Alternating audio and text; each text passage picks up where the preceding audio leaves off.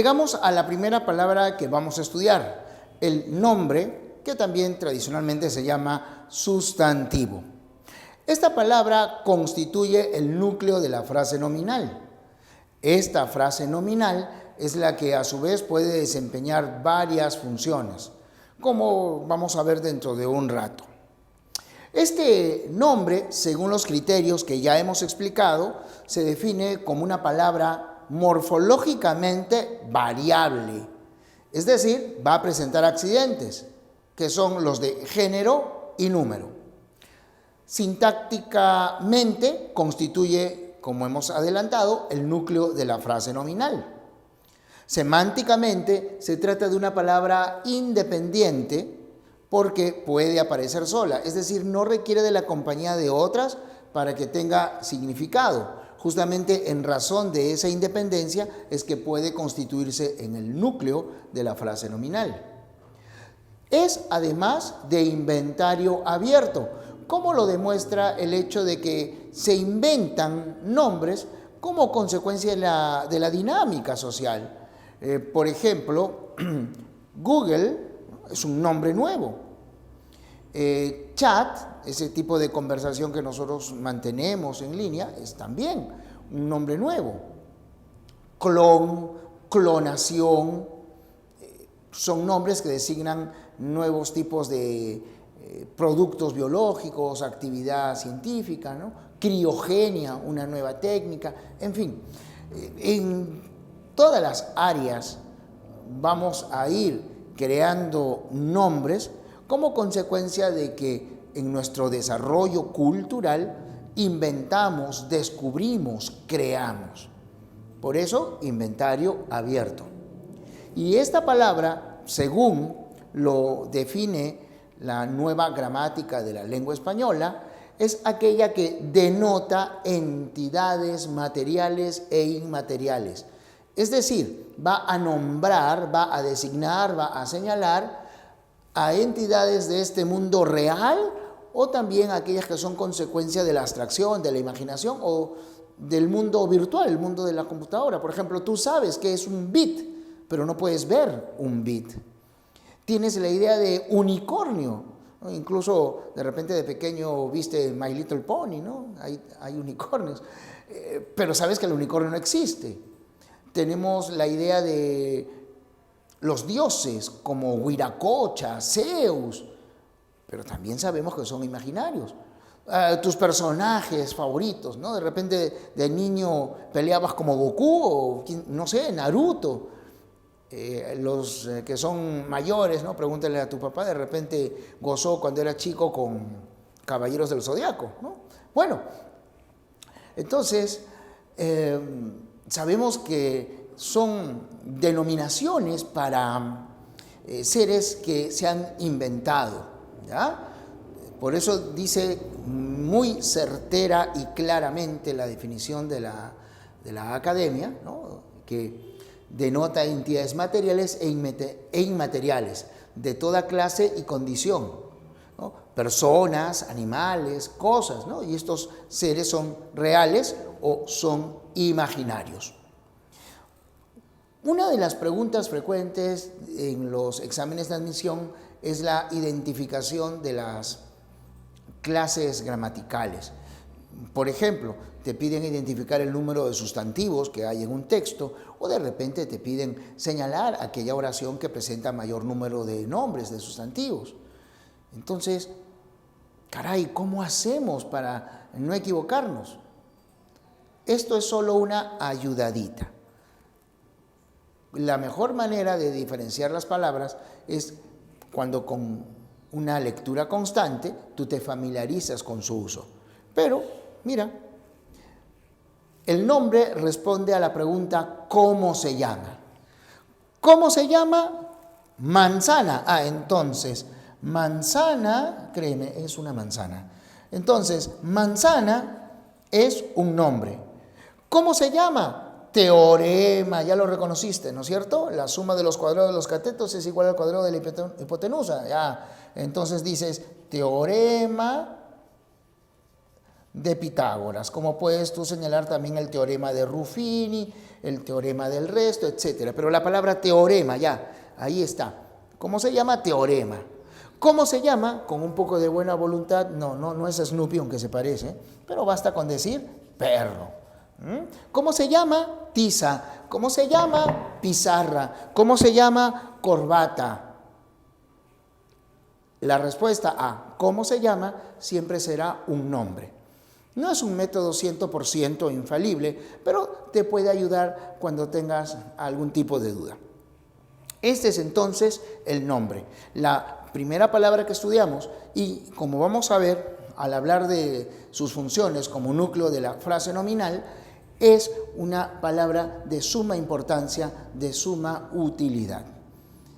Ahora, si me acompañas por este ladito de la pizarra, vamos a hablar, pero brevemente, de los accidentes. Dos son los accidentes que presenta este término, este sustantivo o nombre. Uno de ellos es número y el otro es género. En el español existen dos números, que son el singular y el plural. El singular remite a uno solo, un solo nombre. O sea, puede ser de una cosa, de una persona, etc. Y el plural remite a dos o más nombres. Por ejemplo, si nosotros decimos, a ver aquí, alcalde, nos referimos a uno. Pero si decimos alcaldes, estamos entonces haciendo alusión a dos o más. Aquí decimos pared y aquí paredes. El plural, como puedes ver, habitualmente se forma con la adición del sufijo s o la adición del sufijo es. En otros casos, ese plural se indica con el apoyo de otra palabra, un determinante. Entonces dices la tesis o dices las tesis. Bueno, ¿cuáles son las formas de manifestar el plural? ¿Cuáles son esos varios métodos? ¿Cuáles son esos casos excepcionales? Porque algunas palabras carecen de esta variación. Todo eso lo puedes ver en otra sesión de nuestro curso. Un video dedicado exclusivamente al número y al género. Ahora, respecto del género, en el español solo hay dos, el masculino y el femenino. Pero la manera de indicar ese género cambia mediante un proceso morfológico, mediante un proceso sintáctico o mediante un proceso léxico también llamado semántico. Si nosotros hablamos de un proceso morfológico, quiere decir que mediante la oposición de un fonema o mejor dicho, de un morfema, ¿no? Los morfemas están formados, ya sabes tú, por sucesión de sonidos, de fonemas. Mediante la oposición de un morfema con otro, podemos establecer el género, el masculino alcalde, el femenino alcaldesa. El masculino actor y el femenino actriz. O más usualmente, el masculino se indica con una simple O, como en médico, y el femenino se indica con una simple A, como en médica. Igual ocurre con ingeniero, ingeniera, abogado, abogada, etc. ¿No? Hay varios procesos. Sintáctico. Aquí estamos frente a palabras cuya estructura no cambia. Y para señalar la marca del género, apelamos a otro término. Y así nosotros podemos hablar de aquellos nombres que son comunes a dos. Porque se emplea, ¿qué cosa?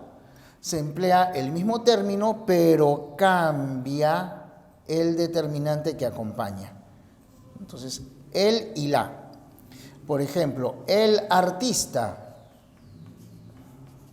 la artista. El astronauta, la astronauta. El adolescente, la adolescente. El otro es el caso de los epicenos. Estos se emplean sobre todo en animales. Nosotros observamos que el género de la palabra es siempre uno. Por ejemplo, el cachalote.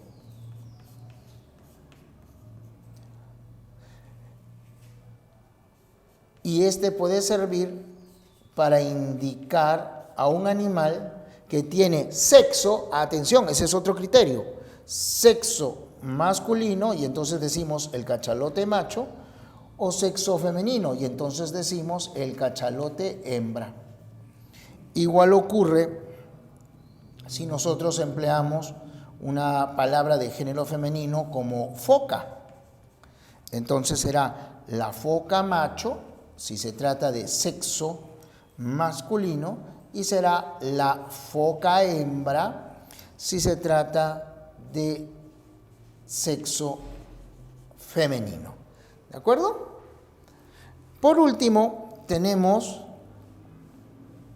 el llamado género léxico o semántico, que alude a los términos heterónimos, es decir, va a cambiar la palabra. Por ejemplo, usamos la oposición caballo, yegua, o la oposición toro y vaca. Sobre la determinación del género, sobre los procesos, no te olvides, hay una sesión de clase, ¿no? Especial. Revisa, ¿no? Se trata de género y número, es una sesión de clase constituida, creo que hay 4 videos, en la que explicamos sobre todo esos casos excepcionales, esos casos que se apartan de la regla general y que precisamente son aquellos en los que un postulante puede caer, porque la universidad te pregunta sobre eso, ¿no? Para medir tu grado de cultura, tu grado de lectura. Continuemos entonces con el estudio del nombre. Ahora vamos a ver cómo es que se clasifica esta palabra.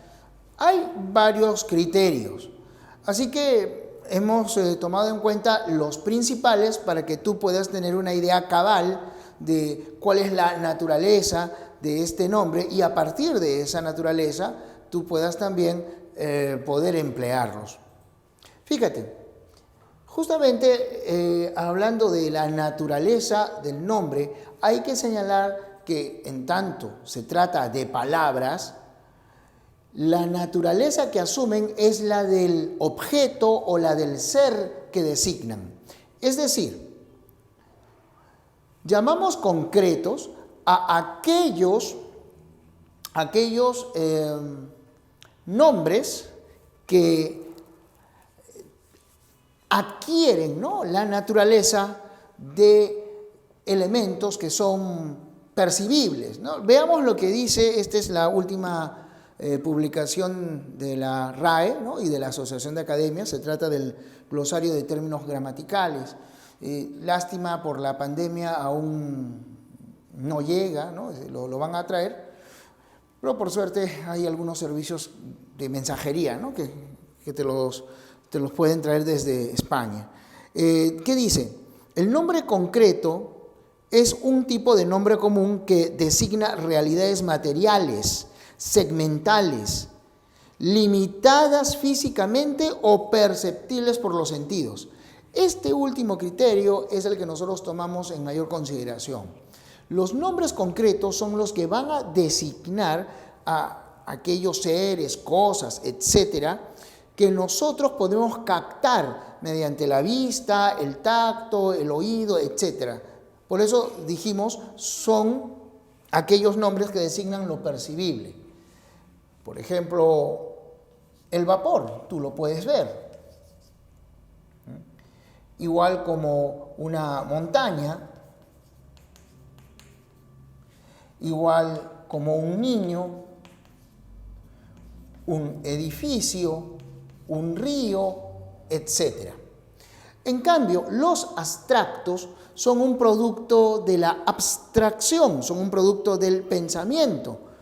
Por eso, los abstractos son aquellos que designan estos seres inmateriales, aquellas cosas, aquellos entes que son producto de la imaginación, de la abstracción.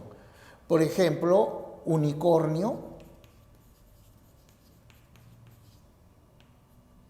teorema, debilidad, o sea, tenemos nosotros una idea de debilidad, así como podemos tener una idea de fortaleza o de belleza.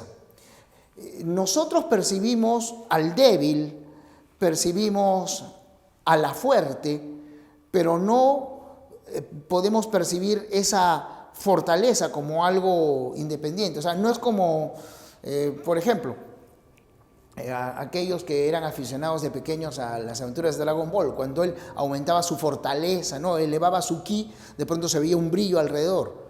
Ya, nosotros en verdad no lo sabemos. Y nosotros cuando vemos a una persona realizar una demostración ya nos damos cuenta de si es débil o fuerte, pero percibimos al débil, a la persona, al fuerte, a la persona. Entonces, a partir de lo que nosotros apreciamos, concebimos una idea de debilidad, de fortaleza, así como de idea de belleza, una idea de lo que es tenacidad, de lo que es capacidad. Vemos al loco, pero no vemos su locura. ¿Se dan cuenta? Esas denominaciones, locura, fortaleza, belleza, capacidad, densidad, deben contarse como nombres abstractos. Por su extensión, el significado que abarcan puede ser muy amplio o puede ser restringido. Y por eso clasificamos en nombres comunes y en nombres propios. Los nombres comunes son aquellos en los que nosotros vamos a observar una caracterización, o sea, hay una denotación. El nombre te está diciendo qué es aquello que designas. Por ejemplo, si mencionamos la palabra volcán, ¿qué cosa es volcán? Aparece en todos nosotros esta idea de una montaña en cuya cima hay un cráter y que da salida a los fuegos interiores de la Tierra. Si nosotros decimos perro, entonces aparece en nuestra cabeza, ¿no?, esta idea de un animal cánido, mamífero, doméstico, etc. Igual ocurre entonces con tetera, con mar, con tenedor, manzana, etc. En el caso de los nombres propios, en cambio, el significado sí es restringido. Nos permite el nombre propio identificar a un elemento dentro de una generalidad. Por ejemplo, si yo digo Misti, estamos hablando de volcanes, si digo Misti, entonces se identifica a ese hermoso volcán de Arequipa. Si estamos hablando de animalitos y digo Firulais, entonces Firulais va a ser diferente de Fido y a su vez van a ser distintos de Braco, de Tobi, Bobi, etc. Pero el mismo nombre, Firulais, Fido, Braco, no me dice nada, ¿no? De repente yo llamo Nerón y mi perrito es un pequinés. Y otro llama Nerón y sale pues un gran danés, un Rottweiler. Es que el nombre no dice nada. Igual ocurre con los nombres de las personas. Hay Juan alto y Juan bajito. Juan atlético, Juan gordo y Juan flaquito. Juan que es muy buena gente y Juan que es renegón. O sea, el nombre en sí no dice nada. Pero dentro de una generalidad nos permite a nosotros distinguir. Ahora, en el caso de los nombres propios, nosotros podemos realizar una subdivisión. Por ejemplo, los nombres antropónimos son nombres propios de personas. ¿Cuáles son los nombres de pila, que también se denominan onomásticos? Son aquellos que constituyen nuestro primer nombre. Esta denominación de pila es porque normalmente se asignaba al niño en el momento del bautizo, o sea, cuando estaba en la pila bautismal. La costumbre era hacerlo pues al día siguiente, a los 2 días de nacer, ¿no? Por si acaso, no se vayan a enfermar y se vaya en pecado. Y por eso la denominación del nombre de pila. Por ejemplo, Juan, Francisco, Rocío, Catalina, etc. Los hipocorísticos son los nombres cariñosos.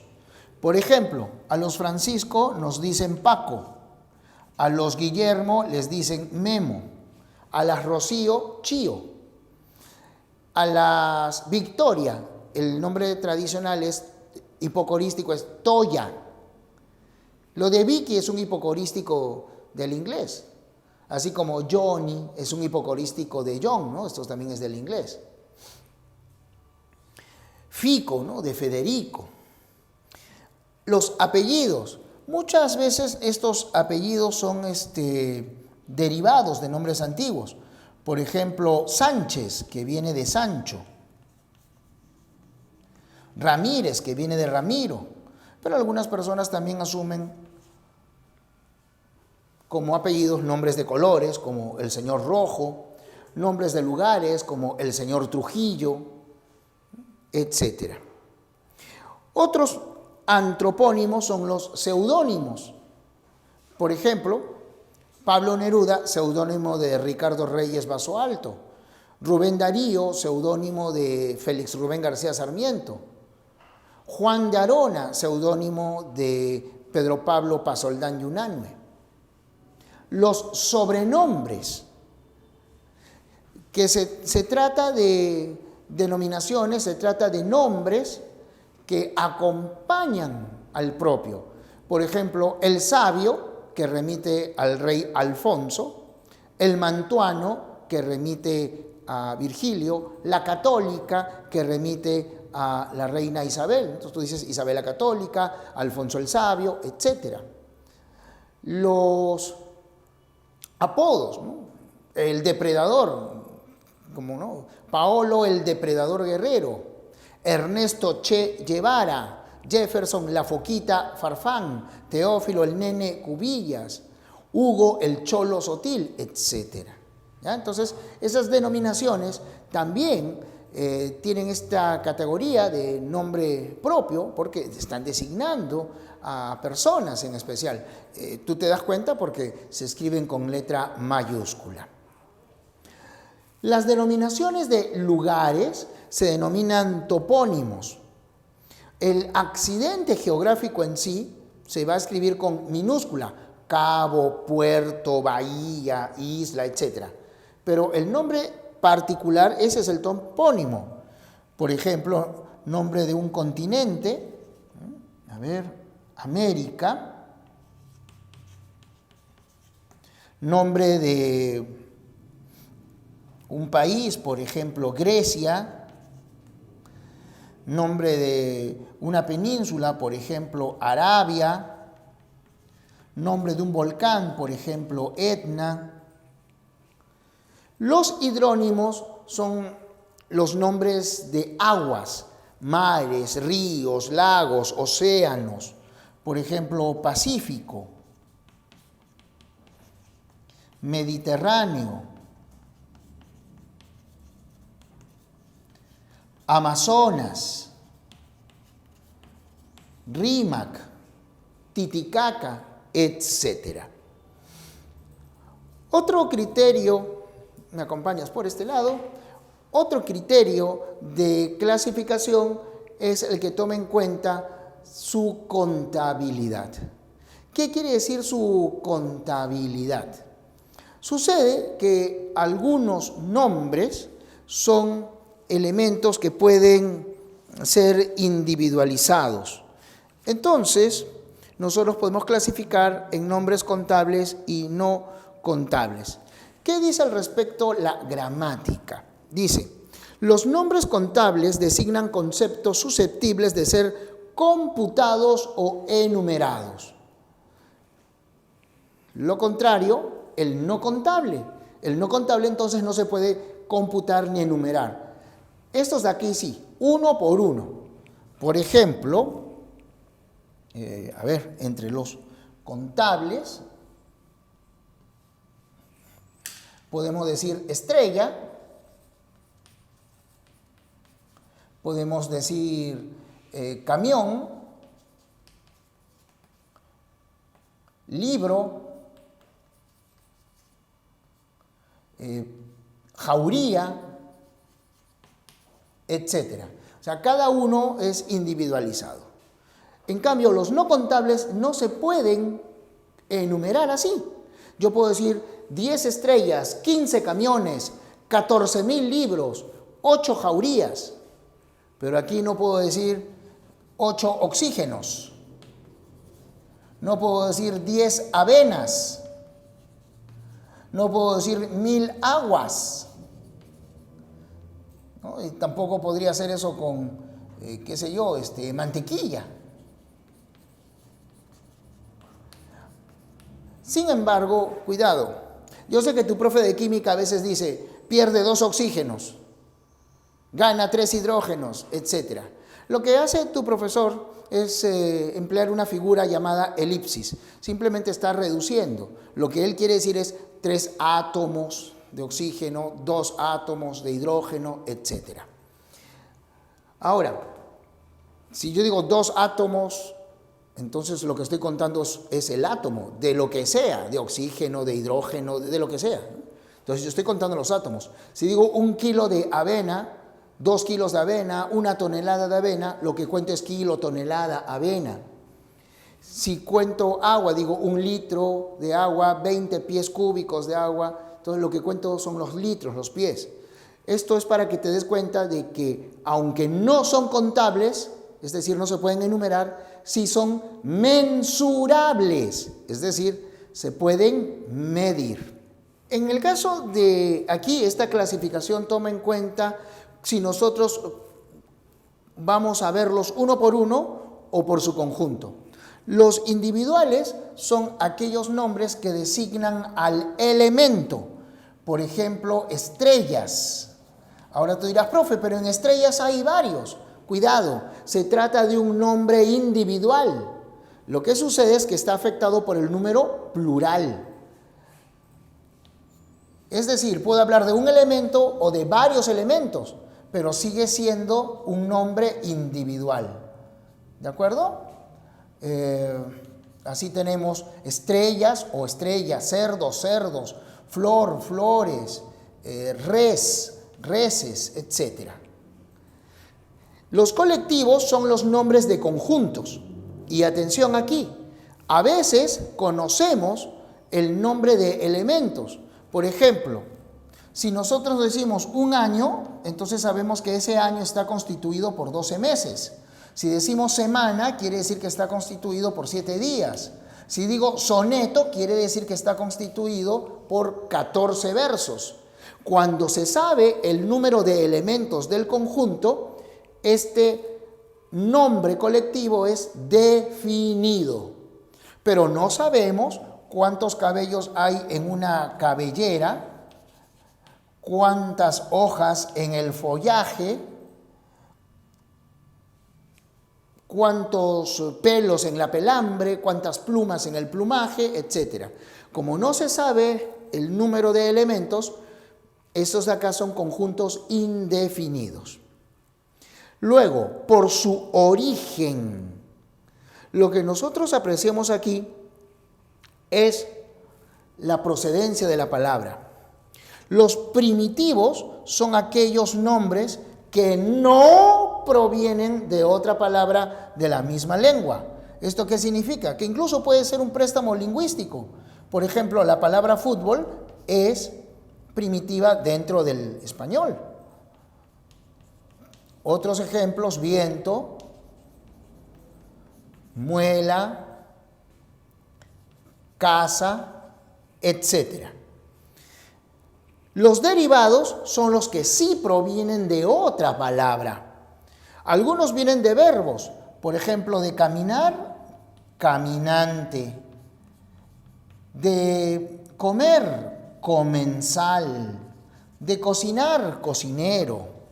Otros vienen de adjetivos y, atención, en su mayoría los que provienen de adjetivos son abstractos: de loco, locura; de bello, belleza; de grande, grandeza; de noble, nobleza. Otros provienen a su vez de otros nombres. Por ejemplo, de fútbol, futbolista, fulbito; de casa, casona; casita, casilla. A su vez, los nominales pueden ser aumentativos, casona; diminutivos, casita; despectivos, casucha. Por último, según la estructura, pueden ser simples cuando contienen solo un lexema. Por ejemplo, aquí, callejón o boquera. ¿Ya? Y compuestos contienen dos o más raíces, como bocacalle. Y eso incluye también las locuciones. Por ejemplo, ave del paraíso. Tú ya sabes que las locuciones son consecuencia de la composición sintáctica o composición impropia. Esta es entonces la clasificación de los sustantivos según los principales criterios. Para finalizar, vamos a hablar de las funciones de la frase nominal. Y para concluir, como te había ya anunciado, debemos señalar cuáles son las funciones que cumple esta frase nominal. Recuerda, la frase nominal es ese conjunto de palabras que tiene al nombre. La palabra gramatical que acabamos de estudiar la tiene como núcleo. Las funciones que cumple son las siguientes. Sujeto. Fíjate acá, los niños felices corretean en la playa. Puede ser también aposición. Es un elemento de aclaración, es un momento de explicación de otro nombre. Por ejemplo, el autor de la Odisea me explica quién fue Homero. Dentro de esta oración, Homero, el autor de la Odisea, fue un genial Aeda. Para que no te vayas a confundir, mira, ¿cuál es la frase nominal? Aquí, los niños felices. Todavía cumple la función de sujeto. Aquí, Homero, el autor de la Odisea. Esa es una frase nominal. Lo que sucede es que tiene insertada otra frase nominal. Es lo que se llama una frase nominal compleja, como vamos a explicar después. Término del modificador indirecto. Recuerda, un modificador indirecto es aquel que se une a la palabra modificada, la que constituye el núcleo, a través de una preposición. Mira aquí, como de ese edificio se une a portero, modifica a portero, gracias a que emplea esa preposición. El atributo. El atributo es un elemento del predicado que acompaña siempre a un verbo copulativo. El verbo copulativo es aquel que requiere de otro término, en este caso el atributo, para completar su significado. ¿Y qué palabra está funcionando aquí como atributo? Fíjate, nuestro mayor poeta. Objeto directo es el elemento que recibe la acción verbal. Aquí la acción es comprar. ¿Sobre qué recae esa acción? ¿Qué es lo que se compra? Una gran torta. Ahí está. Fíjate, núcleo torta. Esa es una frase nominal. El objeto indirecto es el elemento que recibe los efectos de la acción, o sea, el daño o el beneficio. Aquí el sujeto es esa ONG. Núcleo del predicado donó. Víveres, el objeto directo. Y a los damnificados por el incendio. Ese es el objeto indirecto. Recuerda, el objeto indirecto se encabeza con una preposición. La frase nominal, aquí está, los damnificados por el incendio. Puede también cumplir la función de agente. Esta función solo se realiza en la voz pasiva. Es decir, cuando hablamos del sujeto, recuerda, el sujeto es de quien se habla, pero ese sujeto no realiza la acción, sino la recibe. Aquí hablamos de la actuación de Rubén Blades. De esa actuación decimos que fue aplaudida. ¿Y quién la aplaude? Ahí está, todos los asistentes a su concierto. El agente lo puedes reconocer porque se encabeza con la preposición por. Complemento circunstancial. La mujer, sujeto, desmayó, núcleo del predicado. Al ladrón, objeto directo. ¿Con qué lo desmayó? Con un golpe de karate. Ahí está, un golpe de karate funcionando como circunstancial. El vocativo atención es una función extraoracional. Ya, por si acaso, el vocativo no forma parte de la oración. El vocativo sirve para llamar a nuestro interlocutor, a nuestro receptor. La oración es nos acercamos ya al puerto, pero ¿a quién se lo digo? Amigos míos, los llamo primero. Entonces date cuenta, cumple la frase nominal esa función, pero es extraoracional. Para terminar, ¿cómo se clasifica la frase nominal? ¿Según sus núcleos o según la inserción de otra frase nominal? Empezamos aquí. Según los núcleos, puede ser simple o puede ser compuesta. ¿Cuál es aquí la frase nominal? El entrenador. ¿Y cuál es el núcleo? La palabra entrenador. Uno solo, frase simple. En la segunda oración, la frase nominal es Juan y su novia. Ahí está. ¿Y cuántos núcleos tiene ahora la frase nominal? Tiene dos. Juan y el otro núcleo, novia. Cuando la frase nominal consta de dos o más núcleos, entonces es una frase compuesta. Aquí, ¿qué significa inserción de otra frase nominal? Lo que damos a entender es que dentro de la estructura de la frase nominal nosotros incluimos otra. O sea, hay una frase nominal dentro de otra frase nominal. Fíjate aquí, mi amiga Roxana es una gran artista. ¿Cuál es aquí la frase nominal? Tenemos dos, una gran artista, pero la que hemos subrayado es mi amiga Roxana. Podría yo haber dicho, mi amiga es una gran artista, pero quiero aclararte de cuál de ellas hablo. Entonces especifico. Ese elemento que está especificando es la aposición. Roxana, fíjate, especifica cuál de mis amigas. ¿Te das cuenta? Mi amiga Roxana es una frase nominal y dentro tiene otra que es Roxana. O puede ser que se emplee un modificador indirecto. Los nervios del jugador ruso de ajedrez parecen de hielo. Sujeto, los nervios del jugador ruso de ajedrez. ¿De qué nervios hablo? Del jugador ruso de ajedrez. Fíjate, aquí está la preposición con la que se une.